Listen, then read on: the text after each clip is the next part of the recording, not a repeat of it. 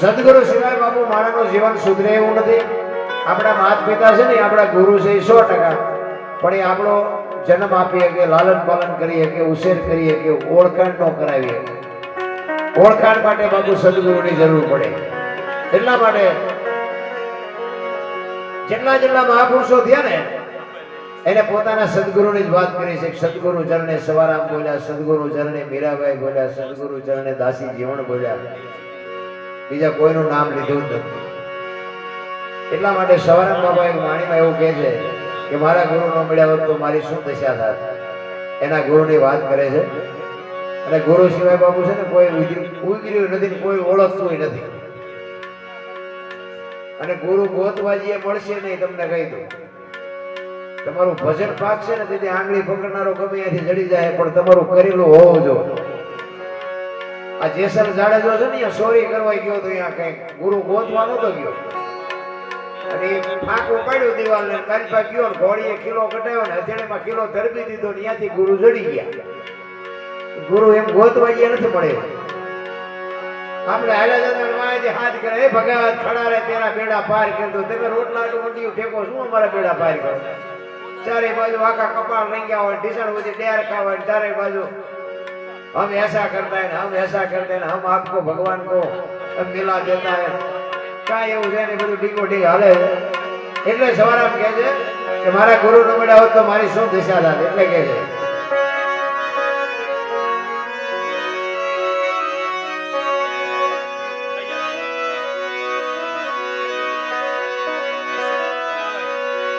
જુગતી કરીને જોવા હલી મારા સદગુરુ જે બતાવી મને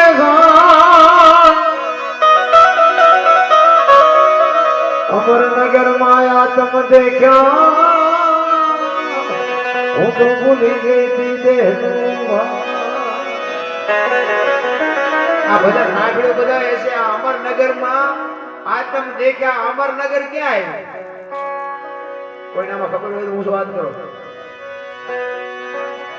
એ તકલીફ છે. સંતોની વાણી છે ને બાપુ, એની પાસે પડદો છે. અને જો આ પડદો ન હોત ને તો વાણીની કોઈ કિંમત ન રહે. અલગ આપણે કહીએ છીએ ને, હે અલગ જાણે, હે અલગ જાણે. અલગ તમે કેને કયો છો? કેને કયો અલગ? આ આગમ ને નિગમ ને આ બધું શું છે? આ સદગુરુ પાસે તમારી બાપુ પીડા, સંતોની પીડા છે. આ વાણી છે ને સંતોની વેદના છે. તમારી આ કઈક વેદના સદગુરુ પાસે હોવી જોઈએ, અને ગુરુ મહારાજ પાસે હોય તો દે, નકર કુવાબ નો હોય દવાડામાં શું આવે? અલગ ધણી કોને કહેવાય? લખી નો કે અલગ એટલે લખાય નહીં. લખાય તો દેખાય ને દેખાય તો વંચાય. આ એવી વસ્તુ નથી. હું તમને એક જ વાત કરું. તેલનો ડબ્બો ભરીને કોક લઈને આવતું હોય, એને તમે પૂછજો કે ભાઈ તેલના ડબ્બાનો શું ભાવ? એટલે એમ કે 25 રૂપિયા. હવે તેલના 25 છે ડબ્બાના. તેલ કાઢી લે ડબ્બાનું શું આવે? પણ જો વાત ઉપર ધ્યાન આપજો, ડબ્બાની કોઈ કિંમત નથી. તેલની કિંમત છે, પણ તેલને રાખવા માટે ડબ્બાની જરૂર પડે. ડબ્બાની કિંમત નથી, પણ ડબ્બો ન હોય તો તેલ ન રહે. એમાં દેહની કોઈ કિંમત નથી. લખવું અહીંયા લખી લેજો, આ દેહને દુનિયા દિવાળી જ મૂકવાની છે, પણ દેહ વગર ભજન ન થાય. ખોટી વાત છે. અને તેલ છે ને, કપાસિયા તેલ હોય, સિંગ તેલ હોય, પામોલીન હોય, લખવું પડે ડબ્બા ઉપર. તેલ ઉપર ન લખાય. અને તેલ ઉપર લખાતું હોય તો મને લખીને દેખાડો. આ લખાતું નથી, પાછું આપણે કહીએ કે આ તેલ છે, એની માથે લખાય નહીં એટલે એને અલગ કહે છે. આ તો એક દાખલો આપ્યો. બાકી મારું નામ અનોપસિંહ છે. અહીં આવીને આંગળી મૂકીને મને દેખાડો અનોપસિંહ ક્યાં છે. આ છાતી છે ને, આ ગાલ છે ને, કપાળ છે ને, માથું છે, તો આ બધું મારું નામ ક્યાં? બાપુ અટપટું છે આ. એવું હાવ ડીંગો ડીંગ નથી. અને આ નક્કી થઈ જાય ને પછી હબાકા આવે. કચ્છનો બારવટીયો બાપુ હામા કાંઠે હતો ને, બારવટીયો હતો ને, મધ દરિયામાં આવ્યા ને, આમ હોડું મીંડું ને હિલોળા મારવા. એ કચ્છનો કાળો નાગ બાપુ આમ ખોડા જેવડા જેવડા મોભા મીંડાનું રડવા. તેથી રાહ રાહ રાહ મીંડો રોવા, લોહીના ફુવારા ઉડે. એક ઘાન બે કટકા કરે. એ શું કામ રોવે? મોત ઉઘરાણી કરીને તેથી હારા હારા જાડેજા રોવાના. મધ દરિયાની વચ્ચે જેસલ અને તોરલ બે છે હોડામાં, અને તોરલ બાપુ રોણા એક રોવાડું નથી ફરક. જાડેજો કે છે તોરલ હોડી હમણાં બુડી જાય, મરી જાવ. તેથી તોરલ કે છે જાડેજા પાપ કર્યું ને એ પોટલા ફગાવી દો, દરિયામાં પૂન કર્યું હોય તો યાદ કરી લ્યો. અલગ ધણી હમણાં મારે હાથ ઘોડી ફુગાડી દે.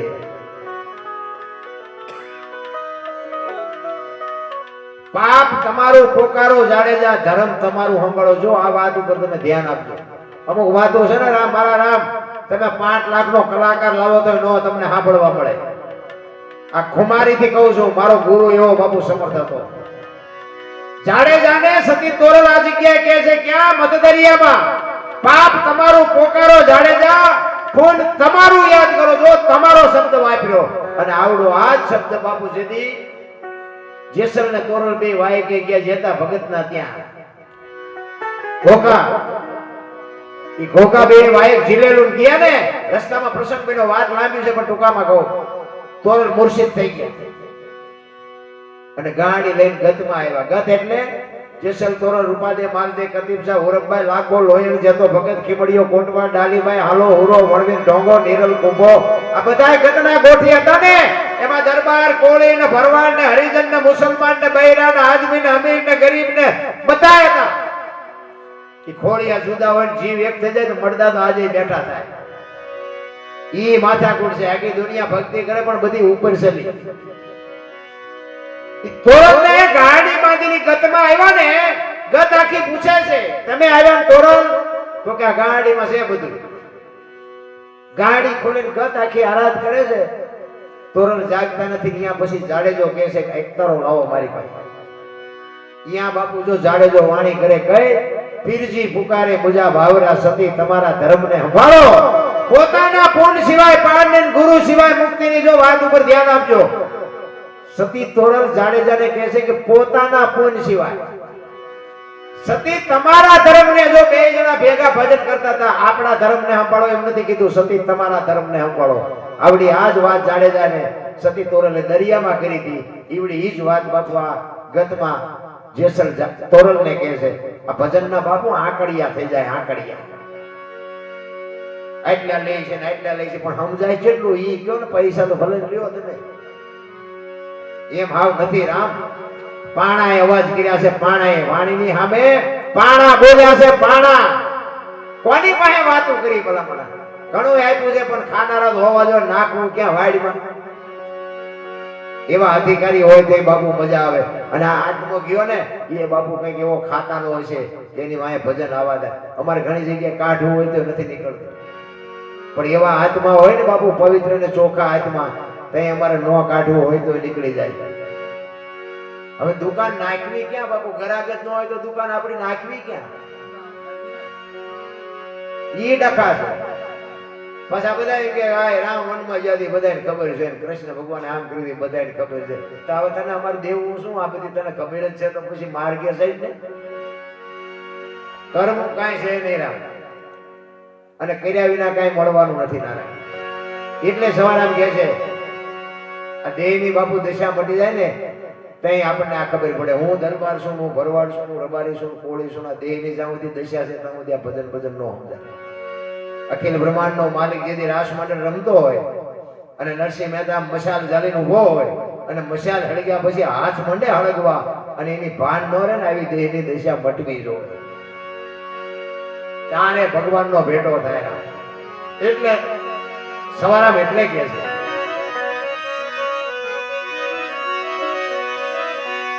જુગતી કરીને જોવા હલી મારા સદગુરુજી બતાવી મને અમરનગર માં આત્મ દેખ્યા હું તો ભૂલી ગઈ તી દેહનું.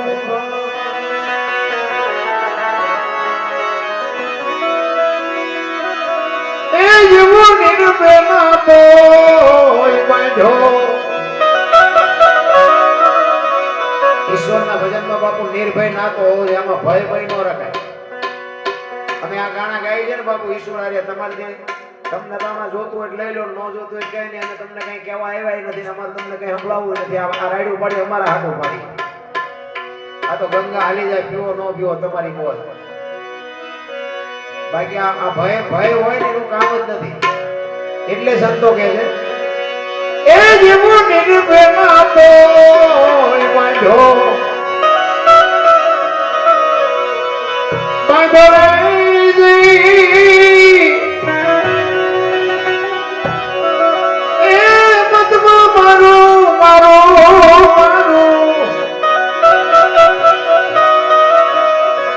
મંડળું રે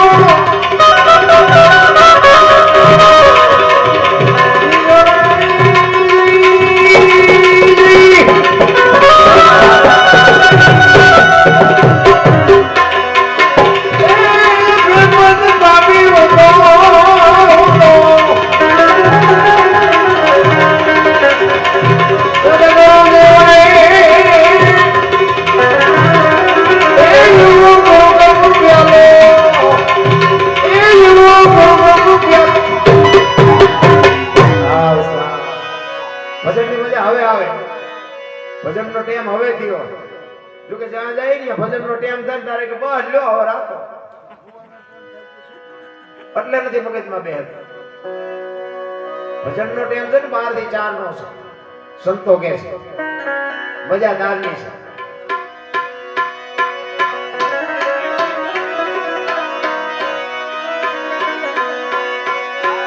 પદમ ગણકી માં જાગીને જોયું દર હર જણકે છે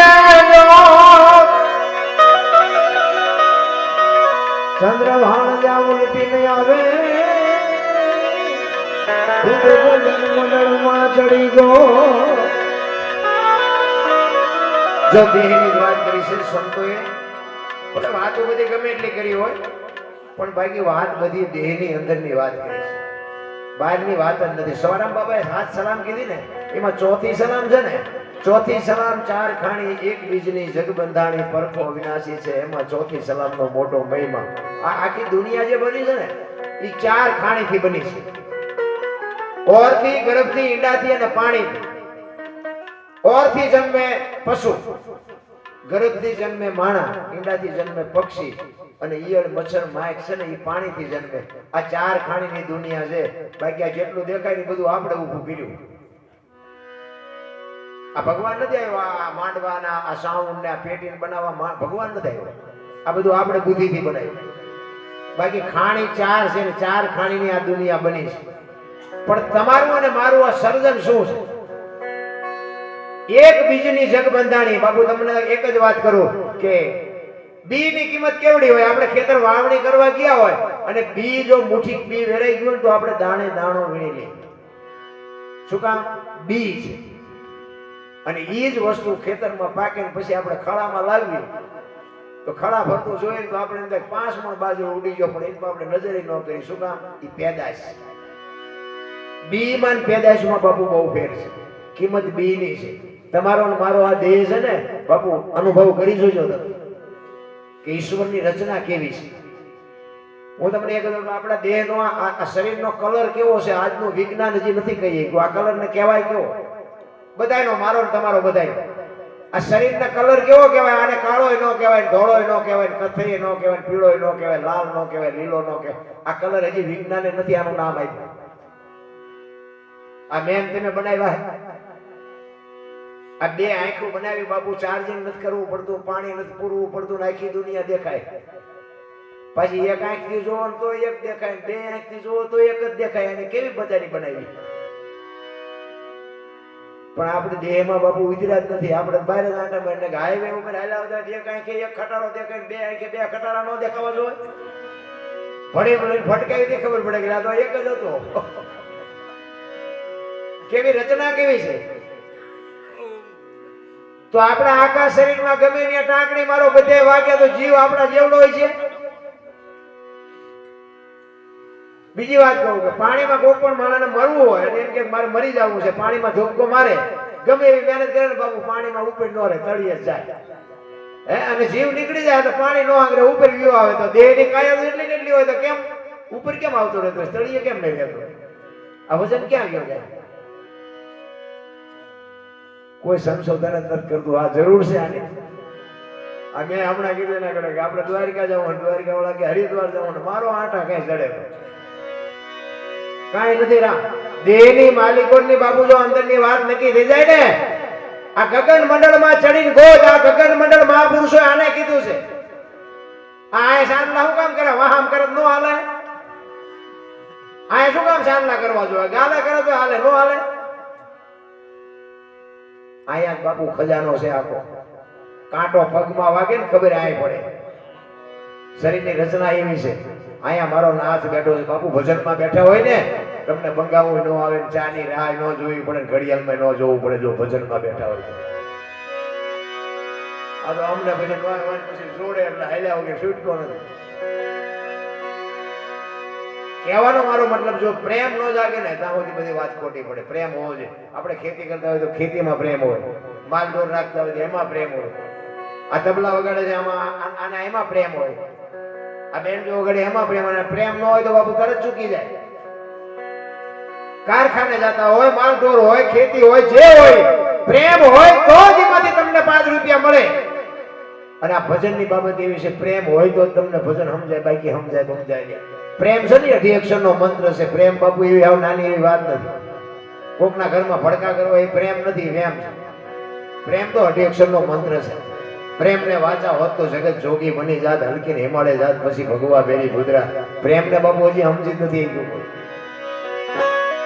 મીરાને કૃષ્ણ હારે પ્રેમ કેટલો કે અસલ બાપુ મીરાની મૂર્તિ, મીરાનો ફોટો નથી, કૃષ્ણ પરમાત્માની મૂર્તિમાં મીરા આખી હમાઈ ગઈ. તમે વિચાર કરજો, મેવાડની દરબારની દીકરી, મેવાડની મહારાણી, અને એને રાણા હારે નો મેળવ્યો, ત્યાંથી ગોકુળમાં ગઈ, અહીંયા મન ન થયું, દ્વારકા આવતી રહી. અને દ્વારકાથી પછી એના દેર હતા, એને મોકલ્યા માણસોને, કારણ કે રાજમાં બધું ઊંધું વળતું હતું. મીરા અહીંથી ગયા ને પછી હક નથી આવતું. બ્રાહ્મણોને મોકલ્યા, એ કે મીરાને ગમે ત્યાંથી ગોતો. બધા બ્રાહ્મણો ગોતતા ગોતતા આવ્યા, દ્વારકા આવ્યા ને મીરાને જોયા, કે મીરાને કે અમે તમને લેવા આવ્યા છે. મીરા કે મારું આ મન ઠર્યું છે, હવે તમે જે કરતા હોય કરો, તમે વ્યા જાઓ, મને રહેવા દો, મને શાંતિથી ભગવાનનું ભજન કરવાનું. બ્રાહ્મણો કે નહીં, તમે નહીં આવો તો અમે આ ત્રાગવું કરશું, અમે અમારો જીવ કાઢી નાખીએ. મીરાને એમ થયું ખાલી બ્રાહ્મણો મરે તો આ દુનિયામાં ધરતી હાથ આળવાઈ જાય. અને પછી બાપુ એને કીધું કાંઈ બેવો, હું કૃષ્ણના દર્શન કરતી આવું. ને બાપુ કૃષ્ણના મંદિરમાં ગઈ, અને મંદિરના ઘુમટમાં બાપુ મીરા એમ કહે છે કે હે કાના, હવે આનો નિર્ણય તું કર, હવે હું કરું? આખી જિંદગી મને હક ન લેવા દીધું, મને ક્યાં ઠરી ઠામ નો, તારી વાંહે હું પાગલ થઈ ગઈ. હવે આનો ન્યાય તું કર. હવે મારે ક્યાં જવું? આ બ્રાહ્મણોને શું કહેવું, તને શું કહેવું, ક્યાં જવું બોલ? તેથી અખિલ બ્રહ્માંડનો માલિક બાપુ દ્વારકા વાળો કૃષ્ણ પરમાત્મા બે બાપુ હાથ આમ કર્યા હો મૂર્તિમાંથી લાંબા, મીરા વી આવો, મીરા વી આવો. એ મીરા આજની તારીખમાં બાપુ કૃષ્ણની મૂર્તિમાં હમાઈ ગઈ. ક્યાંય અસલ ફોટો, ક્યાંય અસલ મૂર્તિ નથી. આનું નામ ભજન કહેવાય, આને ભક્તિ કહેવાય. એમ રેઢી નથી નારાયણ. આપણે કરવું કાંઈ નથી, પછી કે હજી કરશું કરશું, ચારે કરજો, ફળાઈ ગયો, ફૂટી જાય, ખબર નહીં રહે. એટલે સવારામ કહે છે પજમ ખડકી માં જાગી જોયું જળહળ જળકે છે ચંદ્રભાણ જાઓ લીટીને આવે તું તો ગગન મંડળમાં ચડી ગયો. તમારામાં અને મારામાં બધામાં બાપુ જ્યોત ચાલુ છે, એક લખી લેજો. અને જ્યોતમાં દિવાલ પૂરવા વાળે દિવાલ પૂર્યું છે, એ દિવાલ ખૂટી રહે પૂરું. તમે એનું ગમે એટલા બળું કાય છો ને, આપણે દિવાલ પુરાવાનું નથી. એટલે દીવો છે ત્યાં સુધી કઈક કરી લેજો, એ અંજવાળે